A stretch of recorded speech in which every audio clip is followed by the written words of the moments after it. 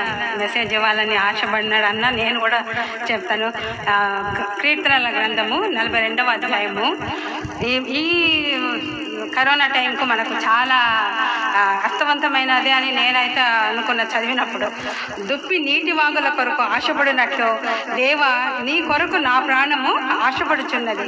నా ప్రాణము దేవుని కొరకు తృష్ణగొనుచున్నది. జీవం గల దేవుని కొరకు తృష్ణగొనుచున్నది. దేవుని సన్నిధికి నేనెప్పుడు వచ్చేదను, ఆయన సన్నిధిని నేనెప్పుడు కనపడేదను. నీ దేవుడు ఏమాయనని వారు నిత్యం నాకు అనుచుండగా రాత్రింబగళ్ళు నా కన్నీళ్లు నాకు అన్నపానములాయను. జనసమూహంతో పండగ చేయుచున్న సమూహంతో నేను వెళ్ళి సంగతిని సంతోషం కలిగి స్తోత్రములు చెల్లించొచ్చు. నేను దేవుని మందిరంనకు వారిని నడిపించిన సంగతిని జ్ఞాపకం చేసుకొనగా నా ప్రాణం నాలో కరిగిపోవచ్చున్నది. నా ప్రాణమా నువ్వేళ కృంగి ఉన్నావు, నాలో నీవేళ తొందరపడుచున్నావు. దేవుని యందు నిరీక్షణ ఉంచుము.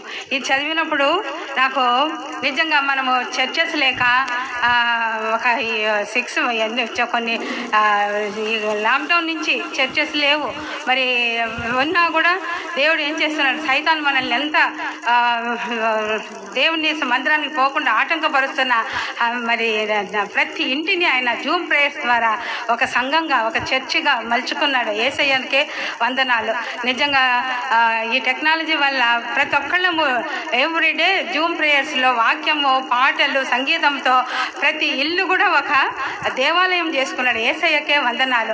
ప్రతి కీడులో కూడా ఒక మేలు ఉంటుందని మరి ఆయన ఈ కరోనా టైంలో కూడా యేసయ్య మనల్ని అందరినీ విడువక ఎడబాయక మనల్ని అందరినీ ఎంతో చక్కగా దేవుని ఇంకా ఆయన ఎందుకు ఇది అలో చేశారంటే ఆయన సన్నిధికి మనం ఇంకా దగ్గరికి రావాలని.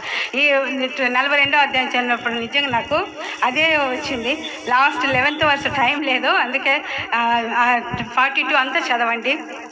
మరి 11th వర్స్లో నా ప్రాణమా నీవేళ కృంగి ఉన్నావు, నాలో నీవేళ తొందరపడుచున్నావు. దేవుని యందు నిరీక్షణ ఉంచుము. ఆయనే నా రక్షణకర్త, నా దేవుడు. ఇంకనూ నేను ఆయనను స్తుతించేదను.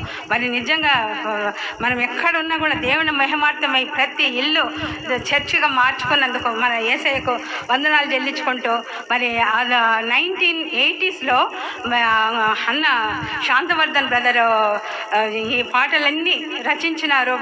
మ్యూజిక్ వచ్చేసి మా సురేష్ బ్రదర్ వాళ్ళ డాడీ అంటే మా బాలసుందరం అంకులు మ్యూజిక్ డైరెక్టర్గా ఆయన.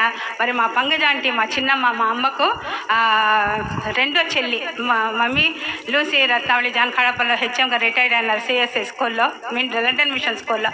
ఆమె రెండో చెల్లి మా చిన్నమ్మ పంగజమ్మ మేడం, డ్రాయింగ్ మేడం, మాకు డ్రాయింగ్ మేడము. మరి ఆంటీ ఆ టైంలో 1980లో శాంతవర్ధన అంకులు గుంటూరు నుంచి వచ్చి ఎన్నో పాటలు పాడి కడపంతా ఒక ఉజ్జీవము అంత రగులుకుందనమాట 1980sలో. అప్పట్లో